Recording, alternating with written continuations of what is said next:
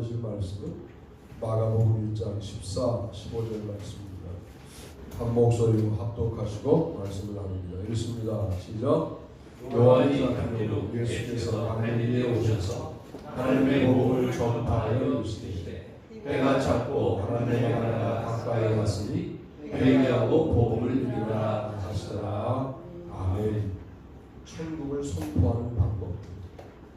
자, 마가복음, 마태복음, 누가복음, 결론을 요한복음으로 할 거예요.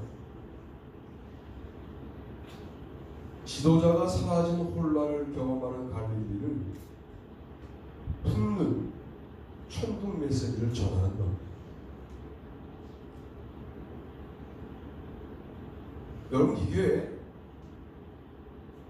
우리가 급히 해야 될 일이에요. 할렐루야. 아멘. 여러분은 급해져야 돼요. 안 믿는 친구, 마음이 안 급해진다는 거는 천국을 안 믿는다는 거 아니에요? 어떻게 내 친구가 지옥 가는 길에 서 있는데 마음이 안 급할 수가 있어? 우리 믿음이 가짜라는 것을 스스로 증명하는 거예요. 더군다나 가족, 마음이 안 급하시잖아요. 예수님도 마음이 급해요. 근데 세례요한이 활동할 때는 영적 질서를 지키는 거예요. 잡힌 후, 그러니까 목자 없는 양처럼 방황하게 될 갈릴리의 오클로스, 민중, 하나님의 백성들을 안타깝게 여겨서 바로 갈릴리로 가셔서 하나님의 복음을 전파하시면서 이렇게 말씀하셨어요. 때가 찼고 하나님의 나라가 가까이 왔다. 회개하고 복음을 믿어요. 그런데 이거 누가 먼저 했던 선포냐면 세례요한이 먼저 했던 선포예요. 똑같이 와서 이런 걸 설교 표절이라고. 그러면 쫓겨나요. 그런데 캐리그만은 표절이 없어요. 캐리그만은 그저 선포하는 거예요. 회개하고 복음을 믿으라. 이 선포는 여러분들이 수백 번 반복해서 들었던 메시지일 거예요. 그건 표절이 없죠. 이게 선포죠. 천국 복음을 선포하는 방법은 일단 문제를 경험하고 있는 사람들 속에 들어가 그들의 아픔을 공감하며 여러분의 입을 떼시는 겁니다. 그리고 하나님의 복음을 전파하는 거예요. 서영석의 복음이 아니고 김민재의 복음이 아니고 하나님이 주인 되신 복음을 선포합니다.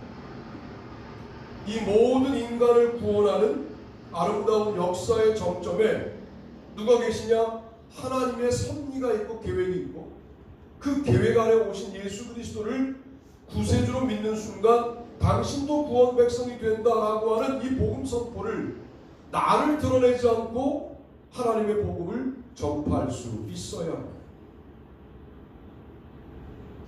지도자가 사라진 현상을 예수님은 이렇게 해석하셨어요. 드디어 때가 왔다. 드디어 나 예수 그리스도가 활동할 때가 왔구나라고 세례요한이 잡힌 매우 암울한 현실을 그렇게 해석하셨어요. 그리고 가슴속에 묻어두었다. 여러분, 이 선포는 하나님의 복음은 하나님의 나라가 가까이 왔으니 회개하고 복음을 믿으라. 이 선포는 아마 이 땅에 태어나면서부터 갖고 계시던 메시지였을 거예요. 품고 계시다가 언제 이것을 쏟아놓을 것이냐? 세례요한이 잡힌 후에 쏟아놓는다 라고 메시지를 품고 몫으로 아버지를 돕고 메시지를 품고 일상을 살다가 30년을 그렇게 메시지를 품은 채로 살다가 30살이 되었을 때 세례요한이 잡힌 후에 드디어 때가 왔다 말씀하시고 묻어두었던, 품고 있었던 하늘의 메시지를 지금 선포하신 여러분의 가슴 속에 한 영혼을 향한 안타까움을 달라고 기도하십니다. 그래야 우리의 화려한 믿음에 관련된 언술들이 진짜가 되는 거예요. 우리의 이 예배도 종교 행위가 아니라 예배가 될 수 있는 방법은 영혼을 향한 다급한 마음, 갈급한 마음이 회복될 때 예배가 되는 것이죠. 그런 측면에서 우리에게도 주님은 때가 찼다. 하나님 나라가 가까이 왔다. 가까이 왔다 할 때 손등에 와 있다 이렇게 표현. 이렇게 이 손등에 와 있으니까 뒤집으면 잡히는 거죠. 그럴 만큼 가까이 와 있다. 하나님의 나라가 가까이 왔다는 말은 세상의 종말이 멀지 않았다라는 말인데 다급하지 않으시죠? 별로 급하지 않으시죠? 그러니 우리 신앙을 세상 사람들이 진짜라고 믿을 가능성이 없다니까요. 우리가 세상을 살아나가는데 세상이 종말에 왔다라고 하는 느낌으로 살지 않고 계속 이 세상이 지속될 것처럼 살고 있거든요. 그러니까 니들이 말하는 천국이라는 거 니들도 못 믿지. 이게 들켰다. 이게 들킨 현실을 살아가요. 오늘 설교를 매우 주의 깊게 들으십시오. 다급함을 달라고 기도하시오. 그리고 내가 저 친구를 지금 놓치면 저 친구는 복음을 접하기 어렵겠다. 오늘 만나면 만나기 어려운 친구다. 그럴 때 입을 여시오.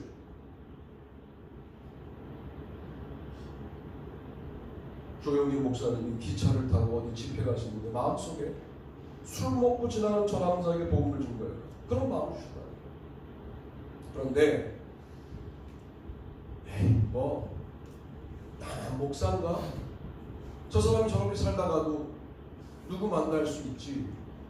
그리고 그 마음의 소리를 무시했다는 거죠. 그런데 목사님 칸을 지나 그 다음 칸으로 넘어가다가 비명소리가 들리는 거예요. 예전 기차는 거기가 열려 있었거든요. 이 사람이 술이 취했으니까 비틀거리다가 떨어져 버립니다. 그 순간 하나님이 그 영혼을 향하여 지금 주의 종에게 역사하라고 다급함을 주신 건데 반응하지 못한 거죠. 여러분, 우리가 이 문제를 놓고 기도하면 그럴 수 있는 매듭에 여러분들을 세우실 때가 있어요. 그럴 때 입을 여세요. 예수 믿어야 구원받습니다 라고 말씀하셔요. 그러면 그게 천국 복음을 선포하는 첫 번째 방법입니다. 그러나 늘 이렇게 선포하는 거냐? 천국 복음은 아닙니다. 오늘 만나고 내일도 만날 수 있는 사람들에게는 다른 방법으로 해야 돼요. 오늘 지나치면서 만나면 만날 수 없는 사람들에게는 마가복음적 방법으로 급히 말씀을 증거하시고요. 계속 함께 살고 있는 사람들, 나의 활동 반경과 행동 반경에서 만나는 사람들에게는 마태복음적으로 선포하시면 돼요. 보겠습니다. 두 번째 보시죠. 읽습니다. 시작. 소외된 지역들에 살면서 천국 메시지를 선포하라. 예수께서 요한이 잡혔음을 들으시고 갈릴리로 물러가셨다가 나사렛을 떠나 스불론과 납달리 지경 해변에 있는 가버나움에 가서 사시니 이는 선지자 이사야를 통하여 하신 말씀을 이루려 하심과 일렀으되 스불론 땅과 납달리 땅과 요단강 저편 해변 이르와 이방의 갈릴리에 그 강에 앉은 백성이 큰 빛을 보았고 사방의 땅과 그들에 앉은 자들에게 빛이 비추어나 내렸느니라. 이때부터 예수께서 비로소 전파에 이르시되 회개하라 천국이 가까이 왔느니라 하시더라. 아멘. 마태복음 4장 12절로 17절 말씀입니다. 사뭇 마가복음과는 다른 방법으로 천국 복음을 선포하시죠. 마가복음은 갈릴리로 들어가자마자 하나님의 복음을 전파하는데 때가 찼고 하나님 나라가 가까이 왔다 그 얘기하고 복음을 믿어요. 마태복음 그렇게 하지 않아요. 갈릴리로 물러가시오. 갈릴리로 퇴각하세요. 그리고 갈릴리와 가버나움은 거의 비슷한 지역이에요. 그 지역에 사시죠. 살았더니 스불론 땅, 납달리 땅, 이방의 갈릴리에 빛이 비추었다. 자, 중요한 포인트 하나. 여러분이 살고 있는 동네에 빛이 비칩니까? 에이, 목사님, 이건 예수님 얘기죠. 예수님이 사셨으니까 빛이 비친 거지. 나는 예수가 아닌데요. 그래서 마태복음에 어떤 부분이 있는 거냐면 너희는 세상의 빛이다, 이런 말씀입니다. 이걸 자꾸만 목사님들이 뭐라고 해석하냐면 빛된 역할, 본문을 마음대로 해석하는 거죠. 그건 역할이 아니에요. 너희는 세상의 소금이다. 역할이 아니라고. 존재를 말하는 거예요. 할렐루야. 아멘. 여러분 그냥 빛이에요. 여러분 그냥 소금이에요. 소금의 역할 아니에요. 그걸 왜 본문을 그렇게 읽어요? 소금으로 살라 그러지 않았잖아요. 소금이다 그랬지. 빛이다 그랬어요. 너의 착한 행실 때문에 그렇게 해석할 공산이 크지만 그 행실도 존재로 그렇게 살라는 말이에요. 그러면 오늘 여러분이 사는 곳에 무엇이 비칠 수 있는 근거가 있어요? 빛이 비칠 수 있는 근거가 마태복음에 있다. 그게 천국복음이에요. 이게 마태가 말하는 천국복음이다. 여러분이 살고 있는 가정 빛이 비칩니까? 그렇죠. 그래야 되는 거죠. 여러분의 만나는 친구들 사이에 빛이 비칩니까? 우리가 두 번째 어떻게 기도해야 되느냐? 주님, 제가 죄인인데도 불구하고 저를 세상의 빛이라고 말씀하셨습니다. 오늘 세상 친구들을 만나러 갑니다. 거기에 빛을 비추어 주시옵소서. 할렐루야. 아멘. 여러분이 평생 만나는 250명 정도의 사람들에게 빛이 전달되기 시작할 때 드디어 말로 천국 복음이 들어갈 준비가 끝나게 되는 겁니다. 그리고 아포토테, 이때부터 비로소 전파에 이르시되 천국이 가까이 왔다 회개해라. 이 한마디를 전하기 위하여 가버나움에 사시는 선택을 한 게 마태복음의 천국 선포의 방식이었다. 일상을 잘 사시기를 바랍니다. 아멘. 일상이 우스운 게 아니에요. 일상에 아무 일도 일어나지 않았습니다. 은혜죠. 좀 이집트를 갔다 오고 아직도 우상에게 물려있는 저를 보세요. 감기 걸려가지고 지금 빌빌거리고 새벽기도 집에서 인도하고 그런 변화가 있었음을 여러분 보고드립니다. 일상이 무너졌어요. 돌아오는 주부터 다시 일상을 회복하겠습니다. 네. 일상이 유지가 된다는 게 너무 기적 같은 일인데 우리는 감사가 없어 그 일에. 어느 순간 일상이 무너질 때가 온다니까요. 여러분, 일상에서 만나는 모든 사람들에게 빛이 비추어지는 아름다운 삶을 달라고 기도하시오. 그냥 살면 안 되고 그들의 영혼을 지속적으로 안타까운 마음으로 기도하며 살아가시오. 품고 살아가셔야 돼요. 사랑하며 살아가셔야 돼요. 그럴 때 메시지를 주시는 거예요. 주님께서 이때부터. 그때는 내가 결정하는 게 아니라 주께서 나를 강력하게 선포하라고 할 때가 와요. 그때까지 참으셔야 돼요. 왜? 그들은 오늘도 만나고 내일도 만나고 모레도 만날 사람들이다 그래요. 그들에게 여러분의 삶으로 말하고 결국은 그때가 오면 회개하라, 천국이 가까이 왔다 라고 천국 복음을 선포하시게 되기를 바랍니다. 아멘. 참 삶이, 여러분, 넘어지면 그게 그들에게는 충격으로 전달될 수 있는 재료가 아닌가요? 재료가 돼요. 똑같은 지점에 넘어져도 괜찮아요. 그런데 우리가 벌떡 일어나는 모습을 보면 너는 그렇게 회복이 빠르냐? 이렇게 충격을 받는 거죠. 넘어질 지점에 누군가 나를 붙들어서 넘어지지 않고 넘어갈 때 다 넘어지는데 너 어떻게 거기서 안 넘어지냐? 여러분의 삶을 여러분이 평가하는 게 아니라 하나님이 평가하세요.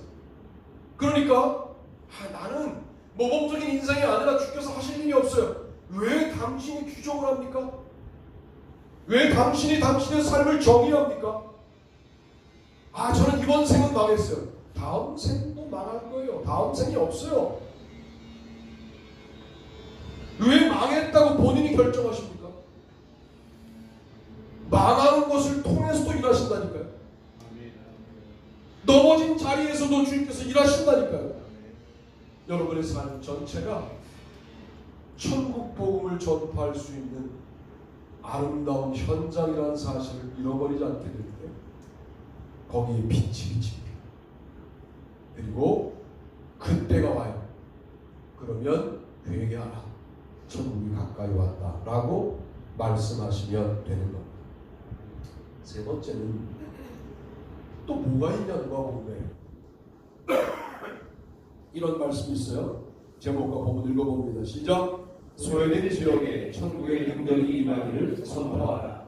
예수께서 성령의 능력으로 갈릴리에 돌아가시니 그 소문이 사방에 퍼졌고 친히 그 여러 회당에서 가르치시되 무사람에게 칭송을 받으시더라. 아멘. 그 다음 본문 읽어보겠습니다. 시작. 예수께서 그 자라나신 곳 나사렛에 있사 안식일에 일을 하시던 대로 회당에 들어가사 성경을 읽으려고 서심해 선지자 이사야의 글을 들이거늘 책을 펴서 이렇게 기록된 일을 찾으시니 곧 주의 성령이 내게 임하셨으니 이는 가난한 자에게 복음을 전하게 하시려고 내게 기름을 부으시고 나를 보내사 포로된 자에게 자유를, 눈먼 자에게 다시 보게 함을 전파하며 눌린 자를 자유롭게 하고 주의 은혜의 해를 전파하게 하려 하시리라 하였더라. 아멘.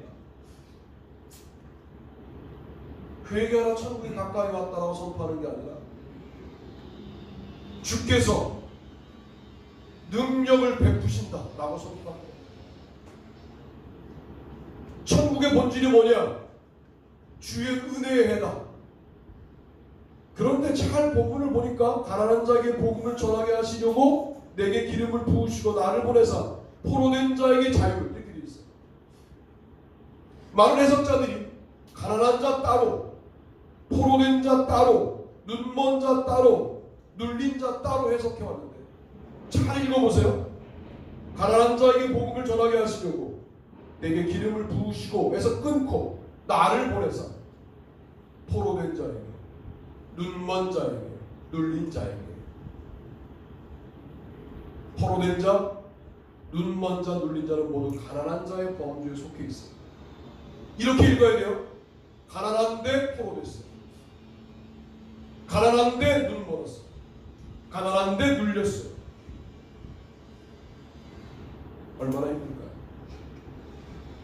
가난의 문제를 해결해 주시지 않으세요. 포로된 걸 자유롭게 하시죠. 눈먼 걸 보게 하시죠. 눌린 걸 해방시키시죠. 가난은 그렇게 해결하지 않고 복음을 주시죠. 이게 바로 천국 복음이었습니다. 자, 우리는 뭐라고 선포해야 되느냐? 이렇게 선포하면 돼요. 하나님의 능력이다. 할렐루야. 예수님이 해답이야. 이렇게 선포합니다. 더 중요한 건 그 능력을 힘입고 사는 모습을 보여주시고, 만약 예수님께서 자기는 무척 부자인데 가난한 자에게 복음을, 네가 갖고 있는 걸 좀 달라고 라고 말하지 않았겠어요? 주실 게 없었어요. 본인도 가난했어요. 본인도 가난의 문제를 복음으로 극복하면서 포로된 자를 자유롭게, 눈먼 자를 보게, 눌린 자를 해방시키는 사역을 하신 것이죠. 뭘로 말하는 걸까요? 행동으로 말하기 시작하셨다는 거예요. 마태복음 같으네요. 말하지 않고. 본인의 말이 아니에요. 이미 알고 있던 이사야서의 한 본문을 읽었을 뿐이에요. 유대인들이 모두 알고 있는 본문이에요. 그런데 그 본문을 읽었을 뿐이고, 그리고 예수님께서 실제로 살아가시는 모습을 보여준 거예요. 능력으로 살고 있는 모습을 보여주는 거예요. 성령의 능력으로 살고 있는 모습을 내놓는 거예요. 이게 바로 복음 선포의 세 번째 방법이라고 말할 수 있어요.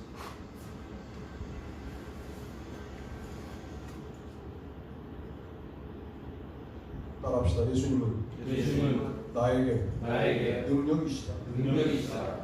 할렐루야. 아멘. 이걸 보여주시오.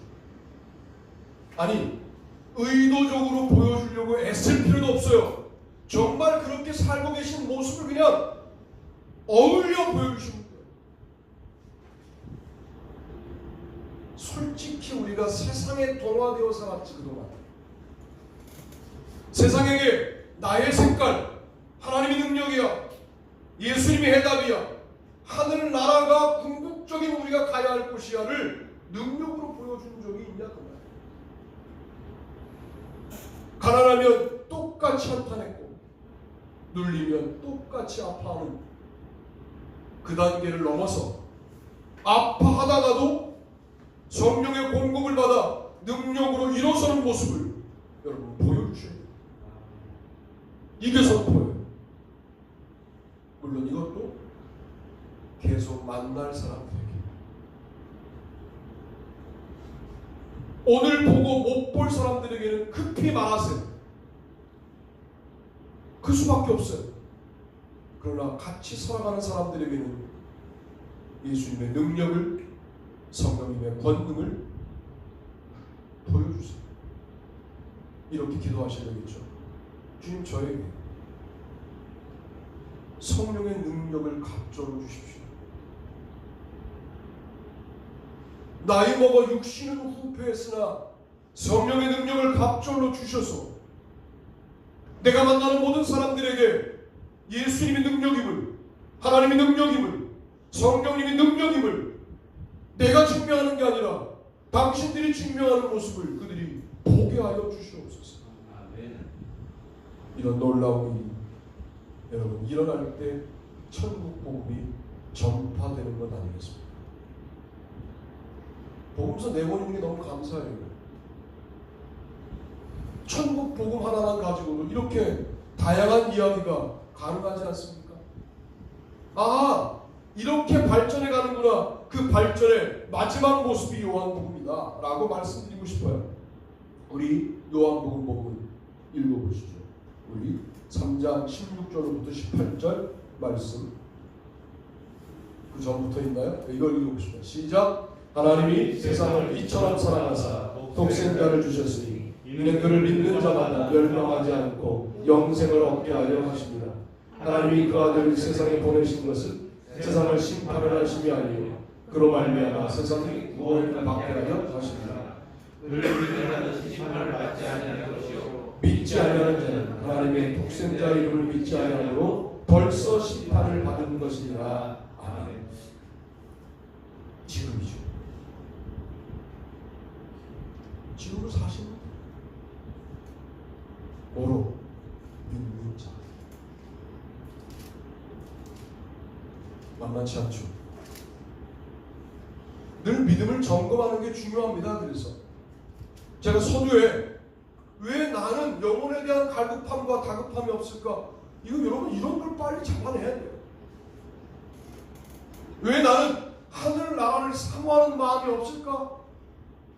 잡아내야 돼요. 왜 나는 늘 세상 문제, 세상 사람들보다 더 흔들릴까? 이런 걸 빨리 영적으로 감지하시는 게 대단히 중요해요. 그리고 뭘 회복하느냐? 지금 그를 믿는 자로 서는 훈련을 하셔야 합니다. 믿는 자, 사랑하는 자, 이기는 자, 요한계시록은 찬양하고 경배하는 자. 최고 이기는 자가 찬양하는 자예요. 경배하는 자예요. 찬양과 경배를 한 단어로 줄인다면 감사하는 자예요.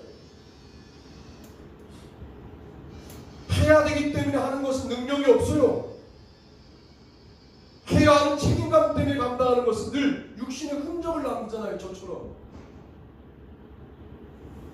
여행 재미없었어요. 책임감 때문에. 책임감 있으니까 별로 재미없더라고요. 의무감 때문에 하는 즐거운 일은 재미없더라고요. 의무감을 뛰어넘어서 사명감으로 기쁨으로 감사하고 찬양하고 경배하는 자, 그들의 지금 현재 나이를 먹었다는 것은 자꾸만 과거 이야기를 한다는 거예요. 왜? 지금이 불만족스럽고요. 활동 방향이 줄었고 만나는 사람들이 그렇게 많지 않고 하는 일들이 별로 없고요. 지금 행복하지 않은 거예요. 근데 지금 할 말이 별로 없으니까 자꾸만 과거 이야기를 한다는 거예요. 이제 일은 줄어들어서 주님을 깊이 있게 만난 경험들을 지금 말하고 주님을 높이 올려드렸던 아름다운 찬양과 경배를 지금 말하고 사람을 이제 깊이 있게 여러 해 만났더니 이제 그 사람의 단점보다 품게 되었던 경험들을 지금 말하고 그리고 결국 그렇게 오래 만나게 하시더니 그 영혼들을 구원하시려고 그랬구나 라고 하는 감격을 지금 말하고 오늘 예배드리며 오늘의 예배에 우리가 집중하고 오늘의 예배에 말씀을 듣는 자로 서고 믿는 자로 서고 사랑하는 자로 서고 그리고 이기는 자로 서고 우리가 될 때 그게 바로 임영생을 경험하는 천국 복음이 아닙니다. 자, 오늘 말씀을 정리해 드릴게요. 마가복음 스쳐 지나가는 인연들에 대해서는 급히 때가 찼고 하나님의 나라가 가까이 왔으니 회개하고 복음을 믿으라 라고 선포하시고 나의 활동 방향에서 늘 만나는 사람들에게는 함께 사는 모습을 보여주시고 세상 속에 들어가셔야 돼요. 나는 세상 친구가 없어요. 자랑이 아니에요. 잘못 믿으신 거예요. 세상 친구가 많아야죠. 들어가셔야 돼요. 함께 사셔서 그 이방 땅에 빛이 비쳐야 돼요. 그리고 말해야 할 때 말해야 돼요. 자, 그러고 난 다음에 누가복음적으로 함께 살다 보니 하나님의 능력인 게 드러나요. 내가 드러내는 게 아니라 드러나요. 성령님의 능력이 일어나고 그리스도의 구원의 능력이 드러나요. 그렇게 능력이 전달되어야 해요. 그리고 그들과 더불어 지금을 매우 행복한 믿는 자로 함께 살아가는 모습, 이 모습이 천국 복음이야. 이 아름다운 역사들이 저와 여러분의 삶 가운데 시작됩니다. 주님의 이름으로 축복합니다. 다 자리에서 일어나시겠습니다.